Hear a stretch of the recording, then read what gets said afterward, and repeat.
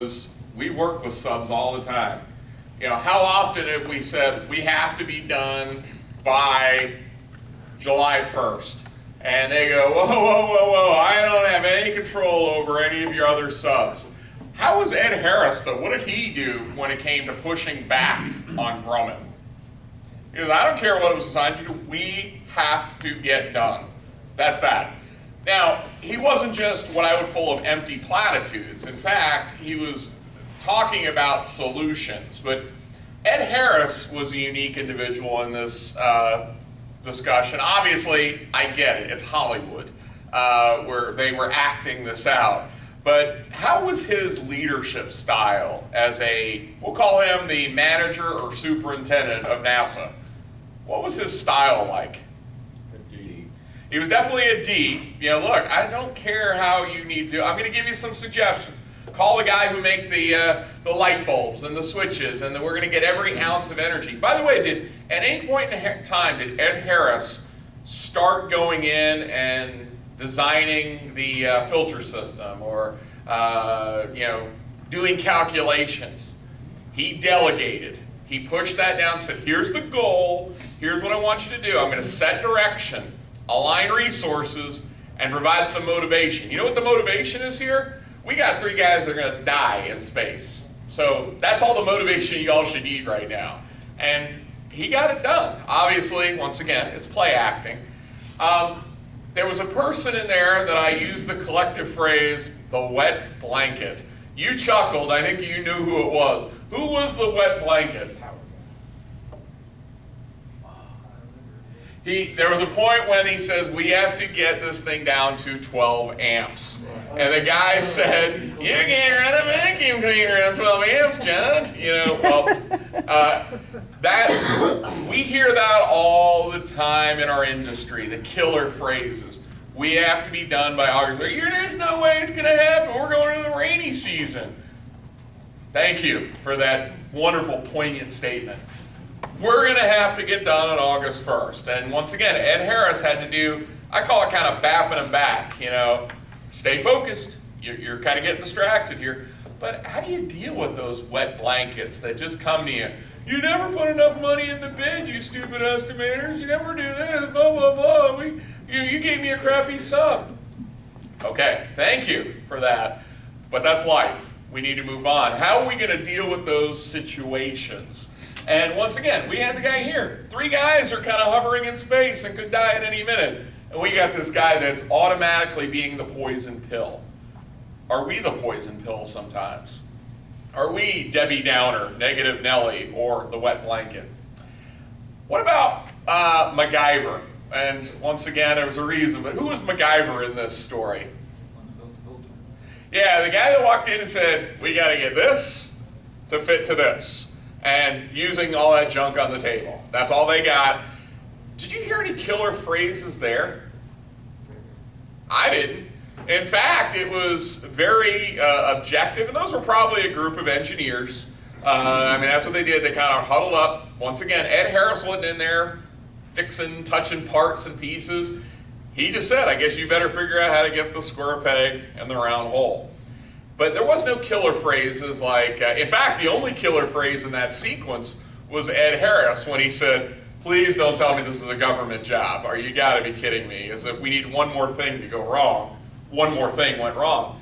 But those engineers, in my mind, granted this was a 4-minute clip, but did you notice an evolution in the way they communicated with one another, the way they interacted with one another? From the first one, it was, oh my gosh, finger point, it's everyone else's fault, it's Grumman's fault, no, it's not my fault.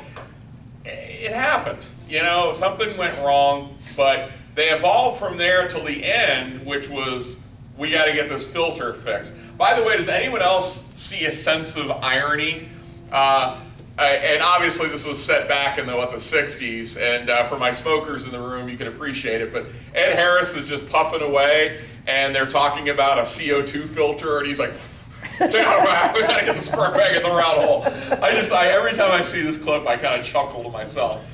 But this happens for us all the time. Now, keeping in mind, Grumman was an external trade contractor. But for you all, once again, we have internal customers, internal team members. Do we treat those folks? I mean, the astronauts in space were part of NASA. All those engineers were NASA. The only really outsider was Grumman. So the rest of that was the teammates kind of arguing and creating friction.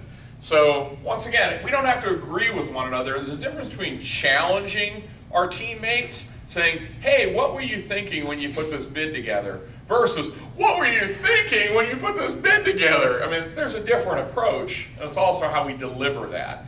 I want to challenge all of us to think, how do we communicate? Do we come at it with, no way we're ever going to build this in that schedule? Versus, how do we get those 3 folks down from space? It's a fun exercise, and more importantly, there's a couple questions. It's interesting, what defines success for this mission? Obviously at the beginning of the movie, it was go to the moon, which wasn't a particularly glamorous thing at that point in time, because they had already been to the moon. It was kind of boring. However, by the end, the mission parameters changed, and what defines success was dramatically different. It wasn't about the air filters, which is kind of like your middle milestones. Yeah, we got to do the drying in the building, or we got to get everything energized. Those are midpoints in this equation. At the end of the day, we still have to get them home, and that was Ed Harris's job as the leader. Once again, to say, don't forget, you got to get the electricity out. We got to figure out how to get down to 12 amps. You got to get the filters fixed, and you've also got to get them home. So that's the bigger picture here. And you're going to have those hiccups. There is no perfect project, but it's what your reaction is to those things. And more importantly, you see that evolution in communication. So what I wanted to focus on now was teams. And interestingly enough, when you think about teams, this is what we call a word map. And word maps are simply, if I took, and I hear this a lot because I do a lot of interviews, but I'll ask all my interviewees, tell me how you would describe Bang or Organization X, and what does that look like? And it's funny the words that kind of pop out most frequently. In this one, the bigger the word is usually in some shape or form the top mention. So rather than making it graphical, what's funny here is you see some of the words that come up. Feedback. Do we get feedback and have a feedback-rich culture? Put it a different way, do we have an environment where we can provide critical feedback to people, as well as constructive criticism, and also celebrate success? Some of my clients, it's all about the negative. It's beat up people, pound on people, and then they go, well, unfortunately, we do better at catching people doing things wrong. That's some of what our industry kind of relies on. When we talk about feedback, we need to have not just, hey, you're screwing this up, but how you can improve and how you can do better. Behavior, management, all of these things kind of form this word map. So, what leads to team dysfunctionality? And there's a great book, if you're a reader, or maybe you've read it already, but 5 Dysfunctions of a Team, which we're going to talk about in just a moment. However, dysfunctionality, what leads to dysfunctionality? Miscommunication. Absolutely, bad communication. That's one of the big things. We're not talking now. The question I always ask, and I even asked to a lot of you when I was interviewing folks at Benning, I said, hey, what's not working? And I heard a fair amount, we're not great at communication. My subsequent question to that was, what do you mean by that? Because that could mean any number of things. It could mean I don't feel in on things, I don't think management listens to me, I don't feel like we just take time, everything is done by email. So you see, it's kind of like saying, well, I'm unhealthy. Well, what does that mean? I mean, do you have a bad heart, or you have arthritis? I mean, what is it? So once again, communication, or in this case, bad communication leading to team dysfunctionality is probably all of the above. What's another reason why there are just badly functioning teams out there. Look at sports. Look at government. Leadership. Yeah, no one's kind of taking control. I mean, to have a team, someone has to be the quarterback. By the way, having a leader on a team doesn't mean it's about, we're appointing the grand poobah and we almost bow down before thee. That's not what we're talking about. Someone's got to be the quarterback, the signal caller. But to say that our running back is any less important than our quarterback is not right. But we need someone that is doing that. If you remember, when we built the bridge, for those of you that were here for the last session, we had that exercise, and I gave you that one person that could be the spokesperson to help. Once again, this wasn't saying the project manager was better than our bridge builders, but someone had to provide direction and set that vision. When we had our exercise with the frame, and we had a smaller group at that point, and we didn't do as well, one of the questions I asked you then was, who was the manager? Who was the leader? And we all kind of like, oh, no one really kind of did that. We have to have leadership. And once again, it's not about anointing the second coming of anybody. It's someone that's going to be the signal caller. So if you like the sports analogy, think, who's running the plays for us? But it doesn't make anybody on that line or offensive scheme any less important per se. What else leads to team dysfunctionality? So we say bad attitude, and I like to say it's an old phrase, but the fish rots from the head down.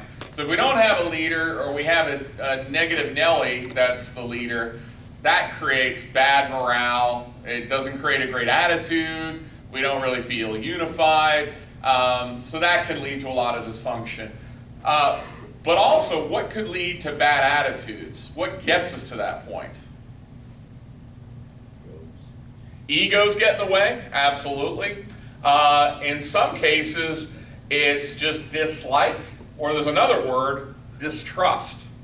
If I don't trust you, I'm certainly, could you imagine a quarterback not trusting his offensive line? And as you've seen that in sports all the time.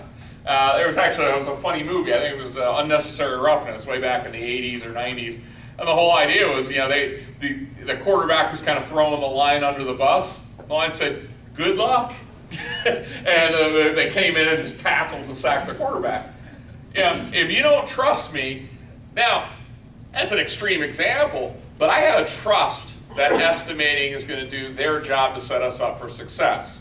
I've gotta trust my field leaders to just guide this job. And that's when we get into that, are we micromanaging pieces of it? Leadership has to trust the organization. That's all an important thing. And the example I typically use is, this gets back to delegation. Technically, Mr. Benning has delegated the management of projects in the firm to you. You're at what, 80, 90 million? He can't touch all 80, 90 million of that work in any shape or form. Now, he can go out to jobs and he'll have input, but the reality is, I got to trust that how many people work at Benning right now total? Right now, around 90. I got to trust that 90 of you are doing the right things. So without trust, or better yet, distrust is a huge element of lack of team cohesion. Also, conflict resolution. Distrust leads to conflict because now it becomes the finger pointing, becomes it's everybody else's problem. And one of the examples I often use, it was interesting, I'm not a Patriots fan by any stretch of the imagination, but I gotta recognize, heck, they're a pretty darn good team. But one of the things that Bill Belichick has said that I listened to, I thought was interesting. He'll go in there and say, you know what, do your job. He says it all the time to his people, do your job. Now, what does that really mean when you break it down? When you say do your job, Don't worry about other people's jobs. exactly. That's the key. So often be like, let me tell you, you guys just didn't give me a good set of subs on this job. And it becomes everybody else. It's like, no. You focus on managing the subs. I'll address that as the coach of the team, you don't need to worry about that. Do your job. Row the boat. That's another head coach. I think he's in Minnesota.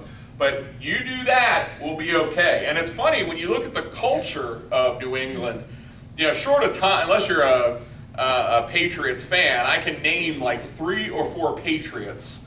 Tom Brady and a bunch of other guys. I mean, that's about it. And Gronkowski, who no longer plays there. My point is, they have team members. And some of these sports franchises, they have all these big names and they're not winning any championships. Heck, look at the Toronto Raptors. Short of Kawhi Leonard, name me another Toronto Raptor. A lot of you would probably be, I don't know. Guess what? They won it through just great teamwork. But to do that, it requires great communication, great leadership, and more importantly, trust. Trust across. And that distinctly parallels what we do in our industry. So this is actually directly from 5 Dysfunctions of a Team. How many of you have read 5 Dysfunctions of a Team? If you haven't, and if you like to read business books, but you're not into like all the technical jargon or some books that I read, I just go, that's recycled crap. What I would encourage you, this is a great book because Patrick Lencioni, who's the author of the book, has written what are these business fables. There's another one a little later I'll talk about called Raving Fans. But Patrick Lencioni, he wrote this like a story. And it's not a very long book. I think it's like 180 pages or something. It's real short. But it's written like a story. And it kind of puts you in the seat of like, oh, wow. I can see it, versus him talking about a bunch of theoretical mumbo-jumbo stuff. But this pyramid that he created, it's everything about that bottom, that trust and respect. Your team can only be a team if it has that foundation, trust and mutual respect. Notice it doesn't say you have to like everybody. That'd be nice if we all loved one another. But the reality is, you look at the Patriots. Do they all like each other? I don't know how many people are on an NFL roster. What is it, like 80 or 90 people? To think that all of them are best friends and they go out for beers every night, no, that's probably far-fetched. Maybe there's a handful, maybe 3 or 4 of them that really like each other. But you know what? I trust you're doing your work because I respect you as a lineman, a kicker. Yeah, we even respect the kicker. But at least we understand what people's roles because they stay in their lane. We also have an ability to surface and resolve conflict and have that dialogue. Once again, if I don't trust you that you're going to take what I say to you in the right vein, what happens? I'll squash it. I'll sit on it. Or worse, what will I do? I'll talk around you. I'll say, hey, Darcy, yeah, this guy here, man, he just doesn't know what he's doing. It's like, hey, what's going on, brother? How you doing, man? And so I'm nice to him, but because, and it's very superficial. We see that all the time in organizations. We talk around people rather than direct face-to-face communication. Why? Because, God bless you, because I may not trust them, or will I trust them to take it right? And then there's the receiver that you'll take that feedback and not get offended, not get hurt, but take it constructively. But am I delivering that news effectively? And are you receiving it effectively? It goes everything that we talked about already. Then we go up, we gain commitment, we hold each other accountable. Bill Belichick again, doing your job. You do your job, he'll do his job, we're okay. And then we get the results we're looking for. So, how do you develop trust? I mean, that's the hurdle here. If you can't get past the first brick, this is going to be a real quick discussion. So how do you develop trust? Absolutely. Talk is cheap. Yeah, I mean, how many times have you been in let's use a car dealership, for instance. Trust me, we'll get to your number. Oh boy, that made me sick just even saying it. No, sorry, that doesn't feel good, it doesn't look right. I don't trust you now that you said trust me. So actions speak louder than words. We also have to think about, is it okay to give feedback? So I'm going to have to trust you if I tell you, hey man, let me tell you some of the things that I need us to work on as a team. we're not good at communicating. If we automatically bow up and go, what the hell do you mean, man? I'm great at communicating. I'm the best communicator ever. And you go, okay. Once again, now we did exactly what we said before lunch. Fine. You're right. We communicate well. See, I knew I was right. Now all of a sudden, I'm never going to get past that first hurdle again. So once again, this is that vulnerability part again. And you have to ask each of yourselves, are you okay with being vulnerable and letting people challenge you? You know, that's tough to do sometimes. Everybody, Rice, Channing, Mr. Benning, have to be able to kind of take criticism. Chris Dahm, you don't know Chris Dahm. Chris Dahm is the CEO of my company. And he tells this story. He is very into giving and receiving feedback as a gift. And he comes from and part of FMI is an investment banking group. So he comes from that side. I tell you that because they are very transactional. There are a lot of, we'll call them bean counters on that side of the house. So he is all about numbers, facts, figures, and just uncomfortable for him talking about feelings. But he went out to Denver, which is the home of our Leadership Institute, and they are very touchy-feely. So they're the complete opposite. They're all about touchy, or not touching, that sounds really awkward, about feelings and emotions and things like that. And they were in a meeting, and Chris really wasn't paying attention. He was distracted. And one of the junior associates, we call them fellows, one of our fellows out in Denver said to him, raised his hand, and said, Chris, may I ask you a question? He said, yeah, what do you got? He goes, can I ask you, why do you seem disengaged today? I mean, everyone in the room, I think it was like when the record skips off, here's this junior who may be like 26, 27 years old, asking our CEO why he seems disengaged. And he said, well, what do you mean by that? He goes, well, you seem like you don't want to be here, and that's fine if you got other things in your mind, but we don't get to see you very often as the leader of our company. You're in Raleigh, we're in Denver, I just want to know, is it something we're not doing right? And he tells this story, and he even kind of brings the guy up on stage that called him out, and he goes, you know what?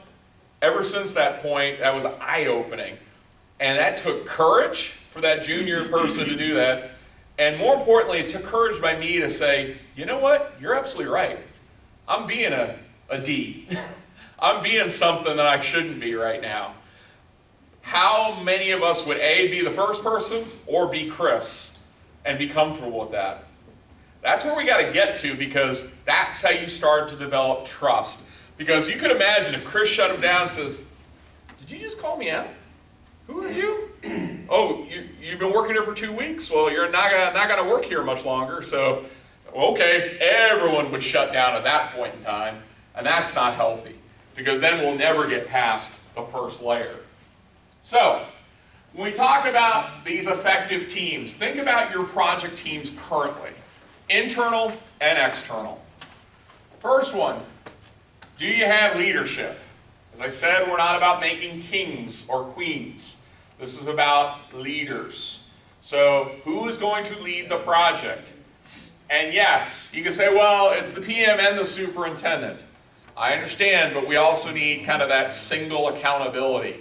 We can't have any of this going on from the two kind of leaders. So who is leading? And once again, maybe that even puts us, this time I'll be subordinate, because I may have less of the relationship. Establish relationships. One of the things I would ask you is if I asked you right now for your crew or team or subordinates to write down all of their names on the top of your page and then write down 5 things you know about them, except their name and where they work, because hopefully you get at least 2 points for that. So you have to come up with 5 things. How many of you could name, let's say you had 5 people, could you come up with 25 traits about your employees, subordinates, colleagues? You got to develop relationships. Now, here's the catch. You can't go to them and say, okay, what are your hobbies? What's your wife's name? We can't do that. You just gotta organically let some of this stuff happen. But people are also not going to maybe let you in. Remember we said earlier with the submarine example? You gotta be able to, before I trust you, you have to build rapport. So I'm not gonna open up and give you here's my cheat sheet so you know everything about me. Here's my birthday. You know, it's always interesting. I go back to my car dealership example from earlier.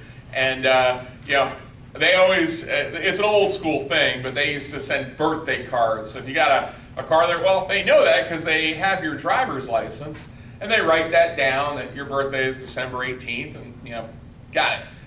Well, the thing is, it's not like that with us. Our employees, yeah, we know when they started so we can celebrate their anniversary. Maybe they tell us their birthday.